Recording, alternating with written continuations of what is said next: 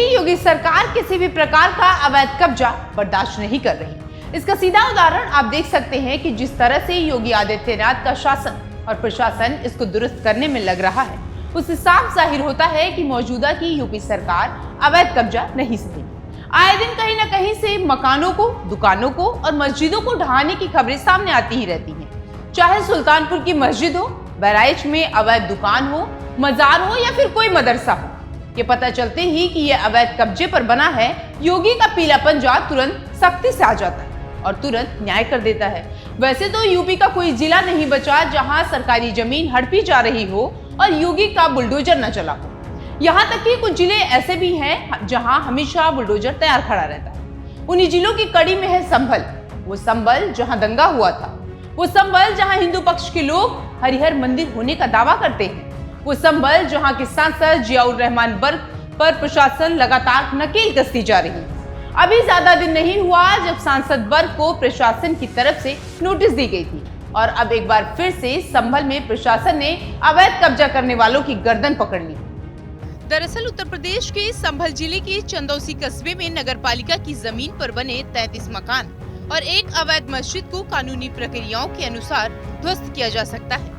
मुगलकालीन शाही जामा मस्जिद के अदालत द्वारा आदेशित सर्वेक्षण को लेकर पिछले साल नवंबर में विरोध प्रदर्शन के दौरान हुई झड़पों के बाद से संभल जिला तनावपूर्ण स्थिति में है। मस्जिद पूरे विवाद के केंद्र में रही है। एक याचिका में दावा किया गया कि इस स्थल पर पहले एक प्राचीन हिंदू मंदिर था। नवंबर 2024 में संभल में हुई झड़पों में कम से कम 4 लोग मारे गए और अन्य लोग घायल हो गए। एक रिपोर्ट के मुताबिक तहसील दिवस के निरीक्षण के दौरान संभल के डीएम राजेंद्र पेंसिया ने चंदौसी नगर पालिका परिषद के अंतर्गत वारिस नगर में निगम की जमीन पर जायजा लिया और पाया कि जमीन पर अवैध निर्माण हो रहा है। डीएम पेंसिया ने कहा, यह जमीन नगर पालिका की है, बिना किसी स्वामित्व के अवैध रजिस्ट्री की गई है। 33 मकान और एक मस्जिद सहित कुल 34 ढांचे अवैध रूप से बनाए गए।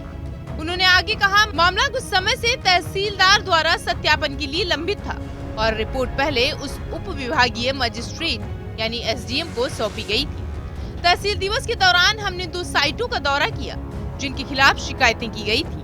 हमने अब इस स्थान का निरीक्षण किया और दूसरे स्थान का दौरा करेंगे। जो भी अतिक्रमण पाया जाएगा उसे कानून के अनुसार ध्वस्त कर दिया जाएगा। विवादित भूमि का क्षेत्रफल लगभग 6.5 बीघा यानी उत्तर प्रदेश में लगभग 4.02 एकड़ है। अगले कदमों के बारे में पूछे जाने पर जिलाधिकारी ने कहा, अतिक्रमण की गई जमीन पर बने किसी भी ढांचे को कानूनी प्रावधानों के अनुसार ध्वस्त कर दिया जाएगा। हाल ही में चंदौसी इलाके में एक मस्जिद से कथित तौर पर निर्धारित डेसिमल सीमा से अधिक आवाज में अजान देने के आरोप में इमाम के खिलाफ मामला दर्ज किया गया था और लाउड स्पीकर जब्त कर लिया गया था। इसी बीच हाईकोर्ट से अनुमति मिलने के बाद अधिकारियों ने रविवार को शाही जामा मस्जिद की रंगाई पुताई का काम शुरू किया। भारतीय पुरातत्व सर्वेक्षण यानी एएसआई द्वारा इस काम के लिए नियुक्त ठेकेदारों ने कहा कि काम 1 सप्ताह के भीतर पूरा होने की उम्मीद है, जिसमें 8 लोगों की एक टीम काम कर रही है। हाईकोर्ट ने सजावटी प्रकाश व्यवस्था की भी अनुमति दे दी है ताकि ये सुनिश्चित किया जा सके कि रंगाई पुताई प्रक्रिया के दौरान कोई छेड़छाड़ न हो।